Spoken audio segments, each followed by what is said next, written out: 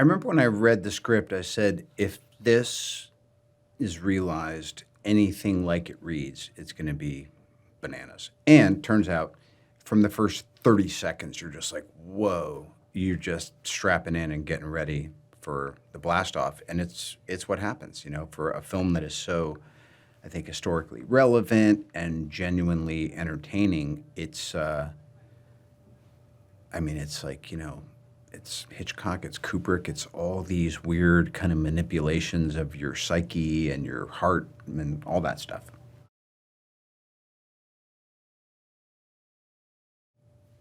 IMAX is incredible, and realizing that IMAX has never had something like this, where literally new versions and iterations of how IMAX is even experienced, obviously are taken to this next level by Chris Nolan and co.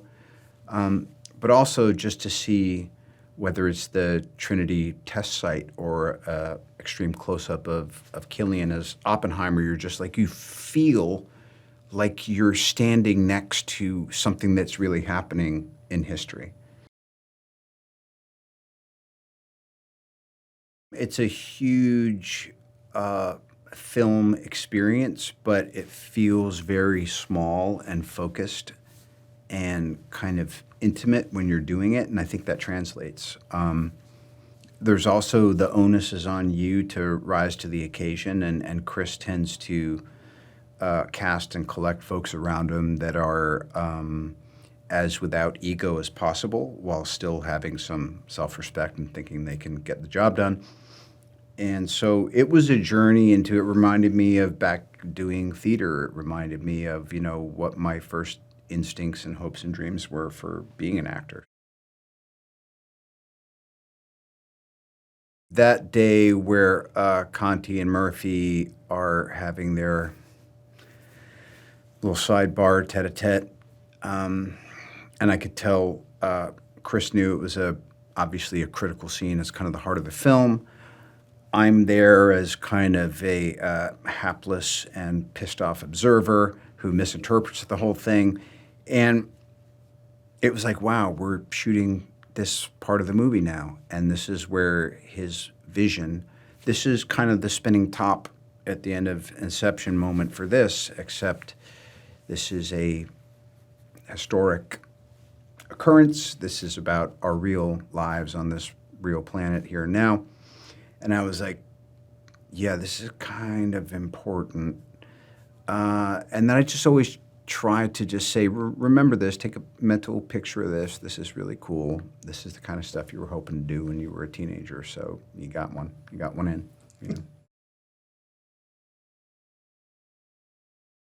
Well, first I was just looking at pictures, and I'm just trying to see if I can really find him in there. And I felt like I had a bit of communion with him. I mean, with something like Chaplin, there's so much reference that you're kind of on the hook to be able to match the reference. And with him, I felt kind of free to explore my own understanding of him.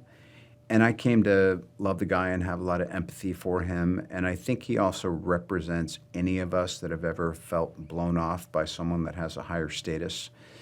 And also that act of a deniable, plausible, non-traceable revenge. Just how sweet it is. So it's just the human condition as he represents it. Well, I was just texting with Josh Hartnett a few days ago, and I don't think he knows how good he is in the film. Obviously, Matt and Emily and Florence, and I got to watch Rami Malek just absolutely slay it on this one day and put my character in check.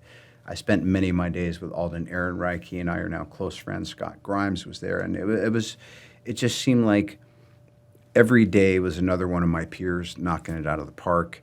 And there was this kind of almost like regional theater vibe amongst all of us. Like, this is who we are and this is what we do, and this is a peak experience. Detonator charge. 3, 2, 1. Oppenheimer, solo en cines.